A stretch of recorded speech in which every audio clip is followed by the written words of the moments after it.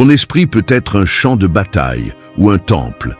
Et le plus triste, c'est que beaucoup vivent comme s'ils ne pouvaient pas choisir. Ils se lèvent chaque jour et sont déjà fatigués. Non pas à cause de ce qui se passe à l'extérieur, mais à cause de ce qui ne s'éteint pas à l'intérieur. Des pensées comme des couteaux, des émotions comme des incendies, des souvenirs comme des chaînes. Tout bouge sans contrôle, tout crie. Et toi, au milieu, confus, croyant que ce bruit fait partie de qui tu es. Mais ce n'est pas le cas. Le chaos n'est pas toi. C'est ce qui se passe quand tu n'as jamais appris à entraîner la seule chose que tu peux contrôler, ton esprit. Cette vidéo n'est pas pour ceux qui veulent se sentir bien un moment. Elle est pour ceux qui en ont assez de vivre esclaves de pensées qu'ils n'ont pas demandées, d'émotions qui les entraînent et d'un passé qui se répète en silence. Parlons clairement.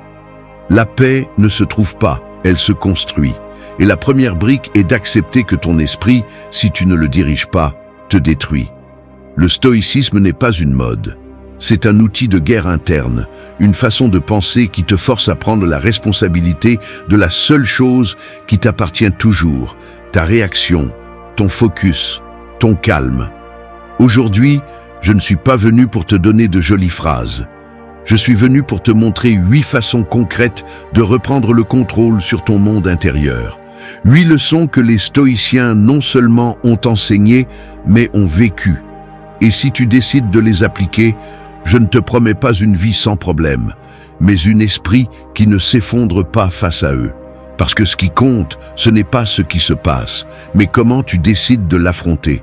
Alors reste, non pas par curiosité, mais parce que quelque chose en toi sait déjà qu'il a besoin de changer. Parce que tu ne peux pas continuer à vivre avec l'esprit en guerre et espérer ressentir la paix. La paix n'arrive pas. La paix s'entraîne. Et ça commence ici. 1. Arrête de résister et fais la paix avec la réalité.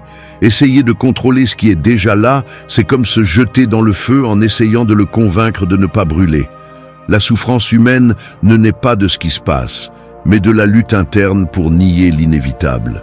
Nous vivons comme si l'univers était une erreur que nous devons corriger, comme si les pertes ne devaient pas se produire, comme si la trahison n'existait pas, comme si la douleur était optionnelle, et avec chaque « cela ne devrait pas être ainsi » naît une nouvelle blessure qui ne provient pas du monde, mais de la résistance que nous lui opposons. Et si le problème n'est pas ce qui s'est passé, mais ce que tu en fais? C'est la question que le stoïcisme lance comme une pierre dans l'eau en espérant qu'elle fasse écho dans chaque coin de ton esprit. Le monde n'est pas là pour s'adapter à toi. Il se moque de ce que tu crois mériter. Ce qui arrive, arrive, sans permission, sans explication. Et ton véritable pouvoir ne vient pas de le discuter, mais de le regarder en face et de cesser de lutter. Parce que résister est une façon élégante d'éviter la responsabilité. C'est blâmer le destin, les autres, le passé, tout en restant coincé au même endroit émotionnel. Les stoïciens ne te disent pas d'accepter par lâcheté. Ils te disent d'accepter par force. Parce que celui qui accepte ne se rend pas. Il se libère. Il cesse de perdre de l'énergie dans des fictions internes et commence à agir avec clarté. L'acceptation n'est pas une reddition, c'est un réajustement. C'est reconnaître que tu ne peux pas modifier la pluie, mais tu peux décider si tu te mouilles, si tu te couvres ou si tu marches avec dignité sous l'eau. Celui qui résiste se noie dans ce qu'il ne peut pas contrôler. Celui qui accepte respire profondément et prend le contrôle de lui-même. Marc Aurèle, empereur au milieu du chaos, a écrit pour ne pas oublier l'essentiel. Ce ne sont pas les choses qui nous blessent, c'est le jugement que nous portons sur elles. Et ce jugement, même si tu ne le crois pas, est entre tes mains. Accepter la réalité, c'est changer ce jugement. C'est arrêter de maudire ce qui a été et commencer à construire avec ce qui est là. Parce que lorsque tu acceptes, tu n'approuves pas l'injustice. Tu reprends le contrôle de ton monde intérieur. Celui qui continue à résister vit piégé dans l'idée que le monde lui doit quelque chose. Et cette attente le détruit. Il le rend fragile, réactif, rancunier. Mais celui qui accepte ne se brise pas. Il s'adapte. Il se durcit de l'intérieur sans devenir froid. il trouve la paix, non pas parce que le monde se calme, mais parce qu'il a appris à ne pas être emporté par le bruit. Et cela, dans ce monde chaotique, c'est du pur pouvoir. Demande-toi ceci avec honnêteté. Quelle part de ta douleur vient du fait que tu continues à espérer que quelque chose soit différent? Combien as-tu perdu en ne lâchant pas une idée, une personne ou une histoire qui a déjà fait son temps? Fais la paix avec la réalité. Non pas parce que tu l'aimes, mais parce que c'est la seule chose sur laquelle tu peux construire quelque chose de nouveau. Il n'y aura pas de paix tant que tu continueras à te battre avec l'irréversible. Il n'y aura pas de liberté tant que tu continueras à discuter avec ce qui est déjà là. Aujourd'hui, choisis d'ouvrir la main. Lâche cette résistance silencieuse qui te sert de l'intérieur. Tu n'as rien gagné en essayant de changer ce qui ne dépend pas de toi, mais tu peux tout gagner si tu décides de te concentrer sur ce qui dépend de toi. Parce qu'accepter n'est pas renoncer, c'est revenir à toi. Et à partir de là, construire un esprit solide, un esprit imperturbable, un esprit en paix. 2. Reviens à maintenant, où commence ta véritable liberté. Vivre en dehors du présent est comme essayer de tenir une conversation pendant que quelqu'un crie à ton oreille. Peu importe combien tu veux te concentrer, ton esprit se disperse. Tu sautes du passé au futur, comme s'ils étaient des cordes que tu dois tenir pour ne pas tomber. Mais ironiquement, cette même tension est celle qui t'empêche de rester debout. Le présent est le seul endroit où la vie se produit réellement. Et pourtant, nous le traitons comme une salle d'attente. Nous l'évitons, nous l'ignorons, nous le reportons. Nous vivons piégés dans ce qui n'existe plus et dans ce qui ne s'est pas encore produit, pendant que la seule vérité que nous avons, le maintenant, se dilue devant nos yeux. Le stoïcisme est une philosophie qui t'oblige à revenir, à prendre en charge l'instant avec tout son poids. Parce qu'il n'y a pas de liberté possible si ton esprit est kidnappé par ce qui a été ou par ce qui pourrait arriver. Penser au passé peut te donner des informations, mais y vivre t'enferme dans la nostalgie, la culpabilité ou le ressentiment. Anticiper l'avenir peut t'aider à planifier, mais rester coincé dedans ne fait qu'alimenter l'anxiété. La seule chose que tu as sous contrôle, la seule chose que tu peux habiter, la seule chose où tu peux agir, c'est maintenant. Sénèque disait que nous souffrons plus dans l'imagination que dans la réalité. Et c'est vrai. Une grande partie du malaise ne vient pas du présent, mais des histoires que tu te racontes. Et plus tu passes de temps en dehors du maintenant, plus ta perception devient fragile. Tu te noies dans des pensées qui n'existent pas encore ou dans des souvenirs qui ne peuvent plus te toucher, mais tu les revives comme s'ils faisaient partie de la journée. Ton esprit devient une prison qui fabrique des angoisses en échange de rien. Mais il y a une sortie, et elle commence quand tu choisis de regarder ce que tu as devant toi sans y ajouter des couches de peur ou des filtres du passé. Revenir au maintenant n'est pas fermer les yeux sur la douleur, c'est les ouvrir au seul moment où tu peux la guérir. C'est te rendre compte que la vie n'attend pas, que pendant que tu planifies comment être heureux demain, tu laisses mourir des opportunités réelles de paix aujourd'hui. Tu laisses passer des personnes, des moments, des décisions qui dépendent de toi. Ta liberté n'est pas dans ce qui vient, elle est dans la façon dont tu habites ce qui est déjà là. Et si tu ne peux pas être avec toi-même en silence, en calme, en honnêteté, alors peu importe ce que tu accomplis, tu vivras comme un fugitif à l'intérieur de ton propre esprit.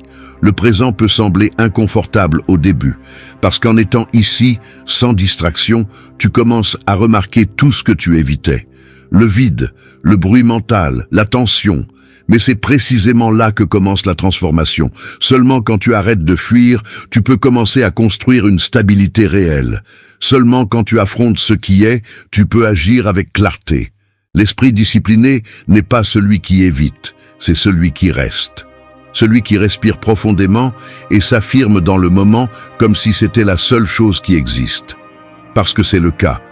Chaque fois que tu choisis de revenir à maintenant, tu entraînes ton pouvoir. Tu réaffirmes que ta vie n'est pas là-bas, dans ce qui pourrait arriver ou dans ce qui n'est pas arrivé. Elle est ici. dans cette décision, dans cette pause, dans cet instant. Fais du présent ton refuge, pas ton châtiment. Parce que quand tu apprends à l'habiter avec conscience, tout change. Non pas parce que le monde est différent, mais parce que tu l'es. Ta réaction devient plus sage, ton jugement plus serein, et ta vie beaucoup plus à toi. Reviens. Je ne te le demande pas comme un réconfort, je te l'exige comme un chemin. Le maintenant n'est pas une belle idée. C'est une pratique, une encre, un art. Et si tu veux une véritable liberté, commence par arrêter de vivre dans le temps que tu ne peux plus toucher. Parce que ton pouvoir commence là où commence ta présence. Et tout le reste n'est que bruit. 3. Lâche avec dignité ce qui a déjà accompli son cycle. S'accrocher à ce qui est déjà terminé, c'est comme porter des fleurs fanées en espérant qu'elles refleuriront simplement parce que tu refuses de les lâcher. Tu les regardes, tu en prends soin, tu les portes avec toi. Mais la vérité est claire, elles n'ont plus de vie. Et pourtant, l'attachement te murmure que peut-être, si tu attends un peu plus, si tu insistes, si tu souffres assez, quelque chose changera. Mais rien ne change. Ce qui est terminé est terminé. Peu importe combien cela fait mal, peu importe combien cela signifiait, il y a des choses, des personnes, des étapes et des versions de toi qui ont déjà accompli leur fonction. Et continuer à les porter n'est pas de la loyauté, c'est de l'auto-abandon. L'un des actes les plus puissants du stoïcisme n'est pas de résister à la douleur, mais de reconnaître quand la lâcher. Parce qu'il y a des liens qui ne se brisent pas avec des mots, mais avec des silences. Il y a des habitudes qui ne sont pas vaincues par la force, mais par la décision. Et il y a des chapitres qui ne se terminent pas par des fins heureuses, mais par une acceptation brute. La vie est en mouvement constant, et si tu ne coules pas avec elle, tu deviens un souvenir qui continue à marcher par inertie. Tu lâches ou tu te casses, il n'y a pas de milieu. Épictète enseignait que ce qui ne dépend pas de toi ne t'appartient pas. Et pourtant, nous sommes obsédés par le contrôle de ce qui n'est plus sous notre influence. Nous voulons revivre des relations mortes, soutenir des emplois qui nous vident, habiter des espaces qui ne nous représentent plus, voire continuer à être une version de nous-mêmes qui est déjà obsolète. Mais rien de tout cela n'est de la croissance. C'est de la peur. Peur de la perte, du vide, de l'incertitude.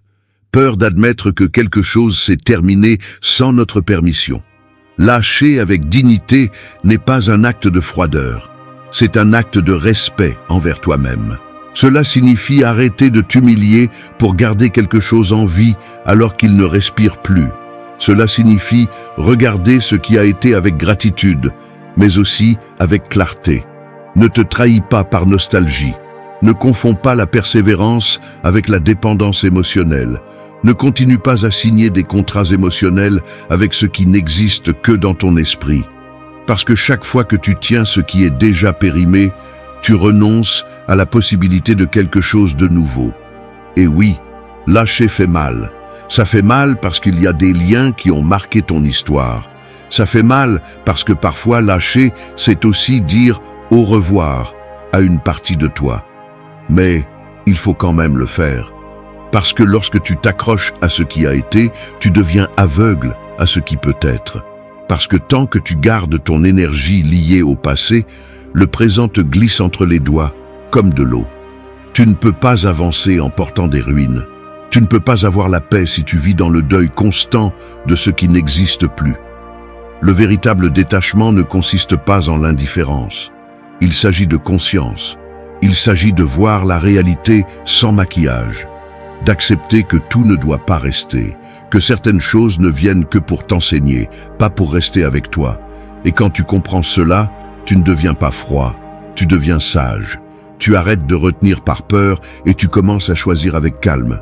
Tu te rends compte que lâcher n'est pas perdre, c'est faire de la place. De l'espace pour respirer, pour te reconstruire, pour recevoir ce qui est aligné avec toi aujourd'hui. Alors, regarde bien. Ce que tu as du mal à lâcher, te soutient-il ou te consume-t-il? T'accompagne-t-il ou te retient-il? Tu ne dois plus prétendre à la stabilité dans ce qui ne fait que te couler. Honore ce qui a été, Apprends ce qu'il a laissé et ensuite lâche-le, parce que rien de ce qui doit rester ne part. Et rien que tu insistes à retenir quand cela ne vibre plus avec toi ne pourra te rendre la paix que tu mérites. Lâche, mais pas avec colère, pas avec résignation. Lâche avec dignité, parce que tu mérites d'avancer sans chaîne, parce que tu mérites de vivre sans traîner ce qui a déjà accompli son but, parce que ton histoire ne se termine pas dans ce que tu as perdu, mais dans ce que tu choisis de libérer. 4. Termine chaque journée par un regard honnête sur vous-même. Une journée sans réflexion est comme une pièce que vous ne nettoyez jamais. Au début, ce n'est pas grave.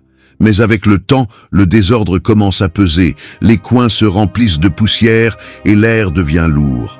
C'est ainsi que fonctionne l'esprit lorsque s'accumulent des émotions non digérées, des décisions non révisées et des actes que nous préférons ne pas affronter.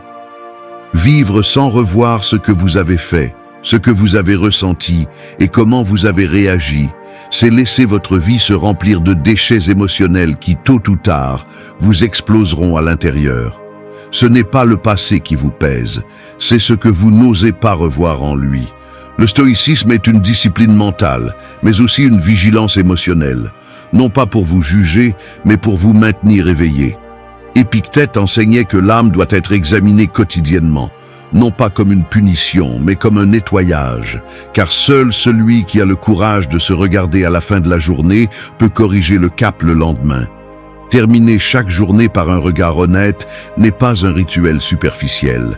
C'est une façon de remettre de l'ordre dans le chaos qui a souvent balayé votre calme sans que vous vous en rendiez compte. Demandez-vous ceci. Comment espérez-vous vous améliorer si vous ne prenez jamais le temps de revoir ce qui ne va pas? Comment prétendez-vous avoir la paix si vous ne savez même pas avec quelle charge vous vous couchez chaque nuit? Réfléchir n'est pas perdre du temps, c'est retrouver du pouvoir. Car plus vous êtes conscient de vous-même, plus vous êtes capable de corriger ce qui ne vous sert pas. Et cela ne se fait pas en ignorant vos actes, mais en les affrontant. Avec humilité, avec courage, avec une brutalité honnête. Il ne s'agit pas de vous punir pour vos erreurs, mais de les comprendre. Il ne s'agit pas de vous tourmenter avec ce que vous auriez pu faire mieux, mais de vous engager à ne pas répéter ce qui vous brise. Terminez la journée non pas avec de la culpabilité, mais avec de la clarté. Non pas avec des regrets, mais avec de la responsabilité. Demandez-vous ce que vous avez dit que vous n'auriez pas dû dire, ce que vous avez cessé de faire par peur ou par paresse, ce que vous avez fait qui ne représentait pas le meilleur de vous-même. Et reconnaissez aussi ce que vous avez bien fait, parce que se regarder, ce n'est pas seulement détecter des erreurs, c'est aussi valoriser les progrès. L'esprit a besoin de fermeture. Sans cela, il reste en mode alerte, répétant des scènes, cherchant des explications, rouvrant des blessures. Si vous ne terminez pas la journée consciemment, votre esprit reste coincé dans ce qui n'a pas été résolu. Et alors vous dormez mal. Vous vous levez chargé. Vous réagissez sans savoir pourquoi. Vous accumulez des émotions en suspens comme des factures impayées, jusqu'à ce qu'un jour, vous vous brisiez. De l'intérieur, sans savoir à quel moment vous vous êtes tant négligé. Mais c'était là, chaque nuit où vous avez décidé de vous ignorer, chaque clôture que vous avez préféré éviter. Faites de la fin de la journée une rencontre avec vous-même. Vous n'avez pas besoin de bougies, ni de musique douce, ni de phrases d'auto-assistance. Vous avez juste besoin de courage pour vous regarder sans filtre. 5 minutes, en silence, en vous demandant « Ai-je été fidèle à moi-même aujourd'hui? Ai-je vécu en cohérence? Ai-je agi en fonction de mes valeurs ou de mes impulsions ?» Cette simple pratique peut changer votre vie, parce que celui qui s'observe se transforme, et celui qui ne se regarde pas se répète. Marc Aurèle écrivait dans ses nuits, non pas pour être poète, mais pour rester ferme, pour ne pas oublier qui il était au milieu du pouvoir, de la guerre, de la douleur. Et vous pouvez aussi faire cela. Vous n'avez pas besoin d'être empereur pour être maître de vous-même. Vous avez juste besoin de décider que chaque jour mérite une clôture consciente. parce que celui qui termine la journée avec vérité commence la suivante avec pouvoir. Et celui qui vit à partir de cette pratique ne se déborde pas, ne se perd pas, ne s'oublie pas. Il se construit, jour après jour, avec ordre, avec clarté, avec direction. 5. Ne suis pas ton esprit, apprends à le diriger. Suivre ton esprit sans le remettre en question, c'est comme laisser un enfant effrayé conduire ta voiture à toute vitesse. Il peut t'emmener quelque part, mais il est fort probable qu'il te fasse écraser avant d'arriver. Parce que l'esprit, sans entraînement, ne guide pas. Il réagit. Il ne raisonne pas. Il survit. Il te lance des avertissements qui ne distinguent pas entre une menace réelle et un simple changement inattendu. Il te pousse à fuir, à te défendre, à imaginer le pire. Et si tu ne prends pas le contrôle, tu vivras au rythme de ces hauts et bas comme si tu n'avais pas le choix. Mais tu l'as. Tu l'as depuis le moment où tu décides que tu es le conducteur, pas le passager. La plupart des gens ne pensent pas, ils répètent simplement ce que leur esprit crie. Ils s'identifient à chaque pensée comme si c'était une vérité absolue. Je ne suis pas à la hauteur, cela va mal se passer, je dois plaire à tout le monde, il me manque quelque chose, cela ne devrait pas se passer. Des mots automatiques qui deviennent des croyances. Des croyances qui façonnent les émotions, des émotions qui dirigent les comportements. Et ainsi, sans t'en rendre compte, ton esprit construit une réalité où tu es toujours un pas derrière. Comme si tu étais la victime d'un mécanisme interne que personne ne t'a appris à comprendre.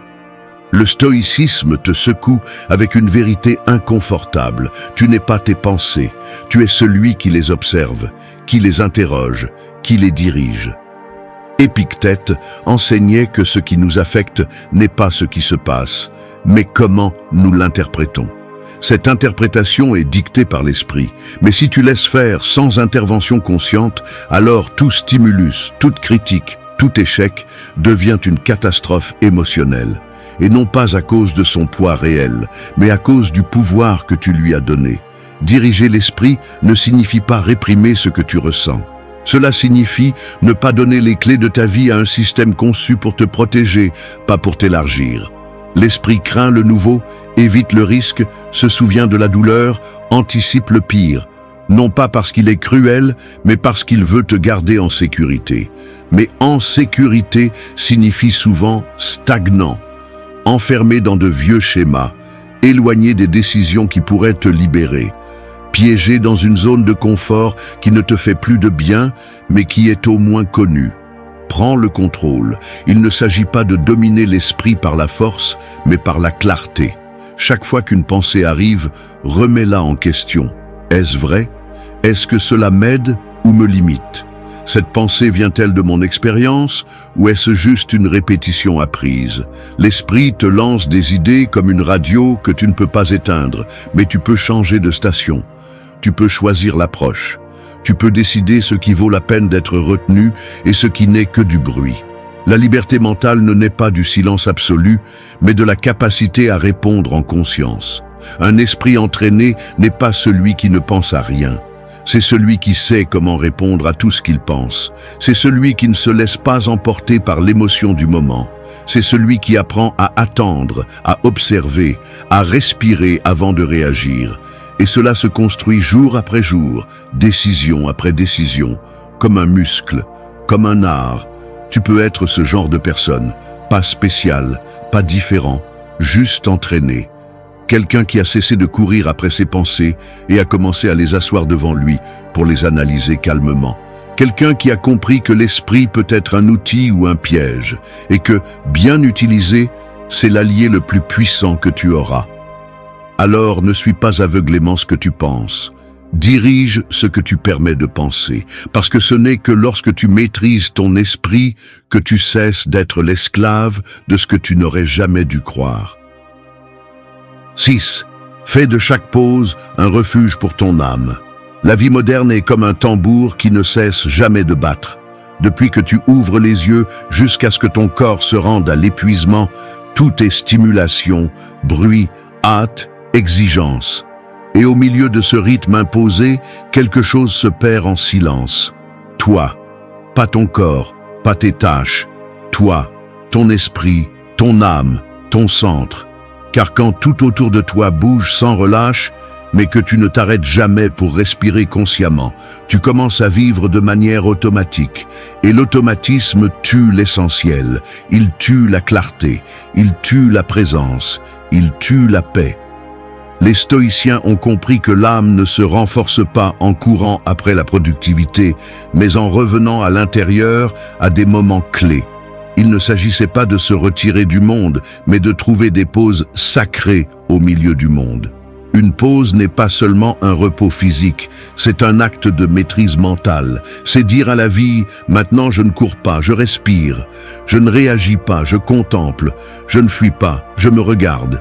Et cela, à cette époque, est révolutionnaire.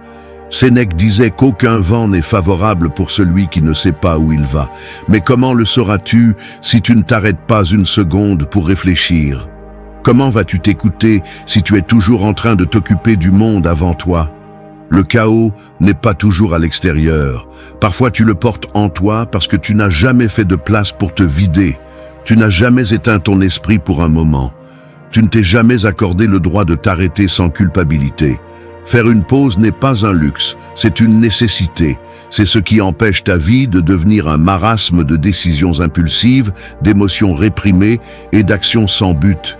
Un esprit saturé ne raisonne pas, il réagit. Un esprit en pause, en revanche, observe, et ce qui est observé se transforme. À chaque pause que tu t'accordes avec présence, tu construis des refuges invisibles où ton âme peut se reposer de l'usure quotidienne. Tu n'as pas besoin d'aller loin, tu n'as pas besoin de silence absolu, tu as besoin d'intention. Ferme les yeux 30 secondes et écoute ta respiration. Marche sans téléphone pendant 10 minutes en observant l'environnement. Fais une pause avant de répondre à ce que tu sais qui peut t'escalader. Assieds-toi avec toi-même à la fin de la journée et lâche le poids de tout ce que tu as porté, de petits gestes, des micro-espaces de calme. Mais à l'intérieur d'eux, il y a quelque chose de grand, la direction. Parce que seul celui qui s'arrête sait s'il continue à aller là où il veut aller. Le stoïcisme n'est pas une philosophie d'action démesurée. C'est une philosophie de clarté. Et la clarté naît du silence, de l'espace intérieur qui n'apparaît que lorsque tu choisis de ne pas le remplir de plus de bruit. La pause stoïcienne n'est pas une déconnexion, c'est une reconnexion, c'est revenir à toi, revenir à ce que tu es sans le filtre des urgences, sans les exigences des autres, sans le poids de ce qui est en attente. Parce qu'il y a des moments où tu as juste besoin de ça, t'arrêter, respirer, ne rien faire d'autre qu'être présent avec toi-même. Et le paradoxe est que plus tu fais de pauses en conscience, plus tu deviens efficace. Parce que tu n'agis plus à partir de l'épuisement, mais à partir de la lucidité. Parce que tu arrêtes de courir par peur et tu commences à avancer par décision. Et cela ne change pas seulement ton énergie, ça change ton destin. Aujourd'hui, fais-le différemment. N'arrive pas à la fin de la journée sans avoir créé au moins un espace de tranquillité intérieure. Un lieu où ton esprit peut revenir quand tout à l'extérieur s'accélère. Parce que si tu ne construis pas tes refuges, tu finiras par les chercher dans des endroits qui te déconnectent encore plus. Fais de chaque pause un acte de force. Fais de chaque pause un retour, à toi, à ton centre, à ton équilibre, parce que c'est là que commence ton véritable pouvoir. 7. Remercie l'invisible. C'est là que naît la véritable abondance. L'âme humaine ressemble à un vase qui se croit toujours à moitié vide, même quand il déborde. Et ce n'est pas parce qu'il lui manque quelque chose, mais parce qu'elle a oublié de regarder ce qui ne brille pas. L'invisible n'est pas l'inexistant, c'est simplement l'ignorer. Et dans cet oubli, on perd souvent l'essentiel. Respirer sans douleur, se réveiller avec lucidité, avoir un corps qui obéit, un esprit qui pense, une conscience qui se questionne. Tout cela est là, chaque jour, te soutenant. Mais comme cela ne fait pas de bruit, tu le prends pour acquis. Et ce qui est pris pour acquis disparaît de la carte émotionnelle. Nous vivons conditionnés à poursuivre l'extraordinaire, comme si le quotidien n'avait pas de valeur. On nous a appris à n'être reconnaissants que pour ce qui a un impact, ce qui change notre vie de manière évidente. Mais les stoïciens, sages sans fioriture, savaient que ce qui est vraiment précieux ne crie pas. Marc Aurèle écrivait sur l'importance de reconnaître le miracle des petites choses, le battement de cœur qui est toujours là, le soleil qui s'est levé une fois de plus, le bref calme après le chaos, une pensée claire au milieu d'une journée difficile. Ce genre de choses ne se voit pas, jusqu'à ce que tu les perdes. C'est pourquoi la gratitude stoïcienne n'est pas l'émotion douce qui surgit lorsque tout va bien. C'est une pratique de clarté, une discipline de perception. Remercier l'invisible, c'est ouvrir les yeux sur ce qui soutient ton monde sans réclamer de reconnaissance. C'est regarder à l'intérieur et comprendre que la véritable abondance n'est pas dans l'accumulation, mais dans l'éveil à ce que tu as déjà. Et cela, bien qu'il ne se vende ni ne se publie, est ce qui maintient la paix intérieure en vie. Le problème n'est pas ce qui manque, c'est l'aveuglement sélectif que tu as développé en te concentrant toujours sur le vide. Tu t'es habitué à exiger sans cesse, à comparer sans contrôle, à penser que le bonheur est derrière le prochain objectif. Et ainsi, même lorsque tu as plus que ce dont tu as rêvé, tu continues à sentir que ce n'est pas suffisant. Parce que l'accent n'est pas mis sur l'essentiel, il est mis sur l'apparent, sur ce que les autres applaudissent, sur ce que tu ne possèdes pas encore. Sénèque disait que le pauvre n'est pas celui qui a peu, mais celui qui désire sans limite.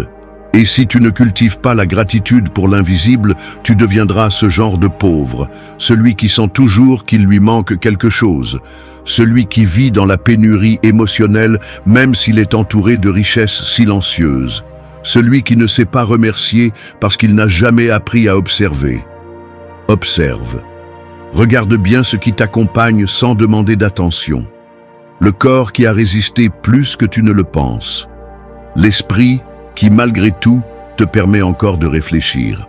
Les personnes qui ne disent pas toujours ce que tu veux, mais qui sont toujours là. L'apprentissage caché dans chaque échec. La brève sérénité qui apparaît lorsque tu lâches le contrôle. C'est aussi la vie, et cela mérite de la gratitude. Fais-en une habitude. N'attends pas d'avoir quelque chose de grand pour remercier. Fais-le aujourd'hui. Fais-le sans témoin. Fais-le sans bruit. Et répète-le tous les jours jusqu'à ce que cela devienne une façon de vivre. Non pas parce que c'est beau, mais parce que cela te restructure de l'intérieur. Parce que cela te force à voir ce qui a toujours été là, mais que tu ne savais pas comment regarder. Lorsque tu remercies l'invisible, quelque chose en toi s'ordonne. Tu n'as plus besoin de temps. Tu ne te compares plus autant. Tu ne dépends plus autant. Parce que tu comprends que ce qui est précieux ne se remarque pas toujours. Et l'essentiel, on ne le voit presque jamais. Mais il est là. Et tant qu'il est là, tu peux trouver la paix. Non pas dans ce que tu espères obtenir, mais dans ce qui soutient déjà ton existence en silence. C'est là la véritable abondance. Celle qui ne dépend pas du monde, mais de ta capacité à voir avec une âme éveillée. 8. Pardonne hier et commence à vivre plus légèrement. Marcher en regardant constamment en arrière est le moyen le plus sûr de trébucher sur ce que tu as devant toi. Mais c'est exactement ce que tu fais chaque fois que tu portes le poids du passé sans le lâcher.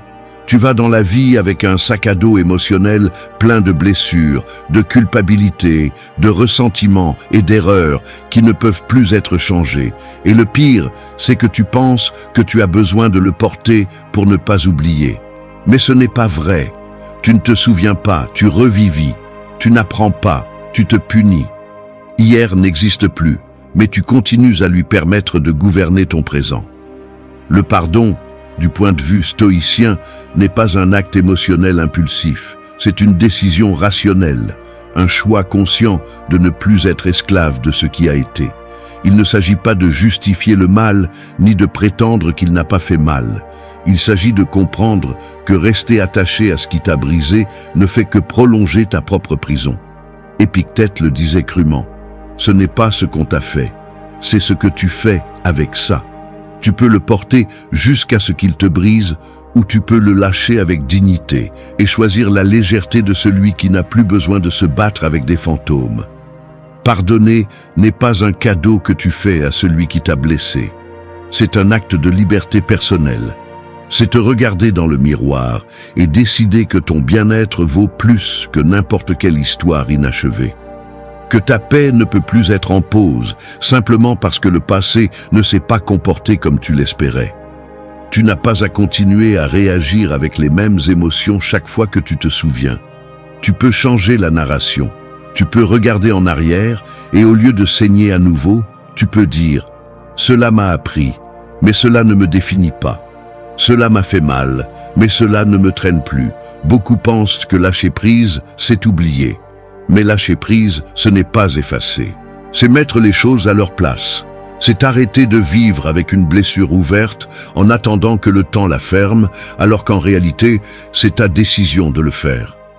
Parfois, le pardon dont tu as le plus besoin n'est pas envers les autres, mais envers toi-même.